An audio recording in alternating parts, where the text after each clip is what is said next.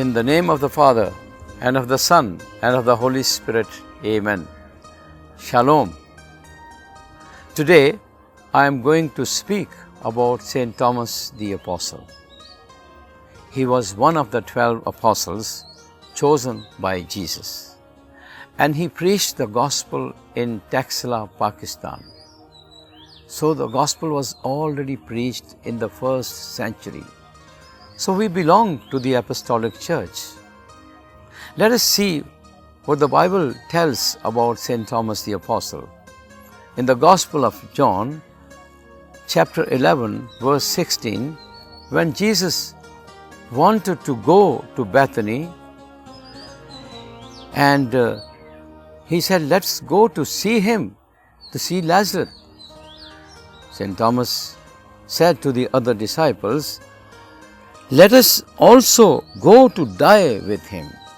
We see he was a courageous man, was not afraid to die. Then, in the Gospel of St. John, chapter 20, we see when Jesus was risen from the dead and he appeared on the apostles, and Thomas was not there. And the other apostles said, we have seen the Lord, he is risen. And Thomas said, here we read directly about St. Thomas the Apostle in the Gospel of St. John, chapter 20, from verses 16, verses 24. Thomas, called the twin, who was one of the 12, was not with them when Jesus came. So the other disciples said to him, we have seen the Lord. But he answered, unless I can see the holes that the nails made in his hands, and can put my finger into the holes they made, and unless I can put my hand into his side, I refuse to believe. 8 days later, the disciples were in the house again, and Thomas was with them. The doors were closed, but Jesus came in and stood among them. Peace be with you, he said. Then he spoke to Thomas, put your finger here. Look here. Here are my hands. Give me your hand. Put it into my side. Do not be unbelieving anymore, but believe. Thomas said, my Lord and my God.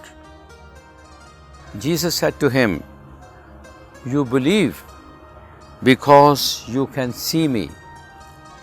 Blessed are those who have not seen and yet believe.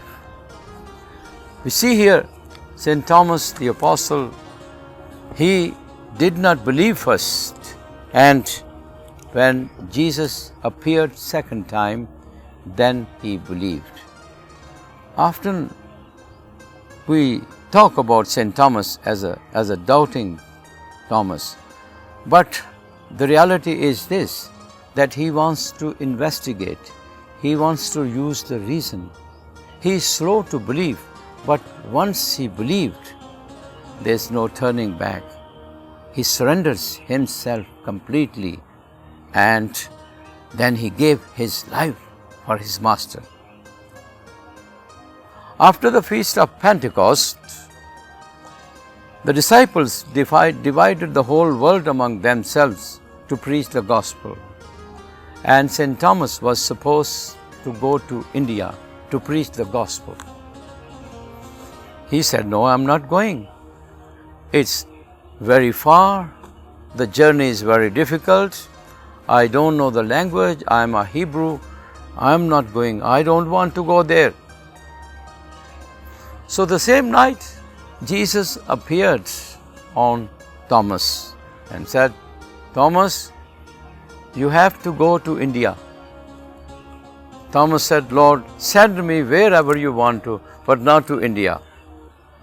It so happened that there was a merchant a merchant had come from India in Jerusalem, and Jesus came to this merchant. His name was Abanus, and he said, "Are you looking for a carpenter? My slave is a carpenter.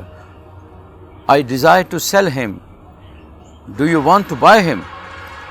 He said, "Yes." So Jesus pointed out to Thomas, "He is my slave." And then the deed was made. Thomas was sold. And Jesus brought Thomas to this man, to this merchant. And the merchant asked Thomas, "Is he your master?" He said, "Yes, indeed, he is my master." "Well, he has sold you to me." Thomas didn't say anything, and he went with this merchant. But in the morning, Thomas got up and prayed to Jesus. Said, "Lord, thy will be done." Here again, poor Thomas, first he was slow to believe, and then he was slow to accept God's will. But once he accepts it, there is no turning back.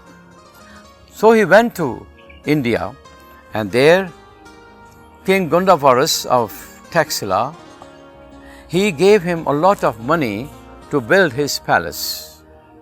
So Thomas started his work. As he went around, he saw poverty, misery. He distributed the money among the poor. And whenever the king asked, "Where is my palace?" he said, "It's on the process. I am building it." And once then king sent for him. "Where? Show me. When can I see my palace?" Thomas said, "You cannot see it now. You will see when you depart from this world." And king was so furious, angry, and he put Thomas in prison. In the meantime, king's brother got sick and he died. Because Thomas was raising the dead to life. He has so much power of the Lord to do miracles, to bring healing. So Thomas was called, and Thomas prayed, and king's brother came back to life. And the first reaction as he came back to life, he said, "I have seen that palace which Thomas has built, and which belongs to the king." And he said to the king, "Please give me that palace." And he said, "Thomas is a real man of God, a holy man." So the king was converted, and Thomas preached the gospel in Taxila. And from Taxila, he went to India to preach the gospel, and there he was martyred. This is a beautiful story of St. Thomas the Apostle. Yes, St. Thomas, one of the 12, he preached the gospel in 1st century in our country. So we should be proud. We should be happy about it, that we belong to the Apostolic Church. The seed of the gospel was already sown in 1st century, and it was done by St. Thomas the Apostle. He gave his life. He was martyred to preach the gospel. What is the message for all of us today? That all of us has been sent to proclaim, to preach the gospel, to preach good news in this time. All nations, all peoples, all powers, all times belong to Christ. So let us do our part. Let us fulfill our responsibility. Jesus has sent each one of you. Let's do our part. Wherever we are living, preach the gospel, bring many people to God through our actions and words. And in Taxila, we bought a piece of land to build the church in honor of St.Thomas the Apostle. This church will be a pilgrim church. People will come from all over the world and all over the country in this church as pilgrims. So this is our dream, to build this church in honor of St. Thomas the Apostle, so that many souls, many people will be saved. It's a privilege. It's a privilege to do that, because St. Thomas, he came all the way to preach the gospel here. It is our time that we may also continue doing the same. Let us sow the best seed of the word in our lives.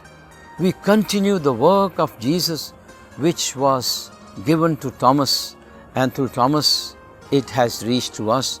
Let's continue preaching the gospel. Let us continue preaching the good news to all people, so that all people may be saved. God bless you.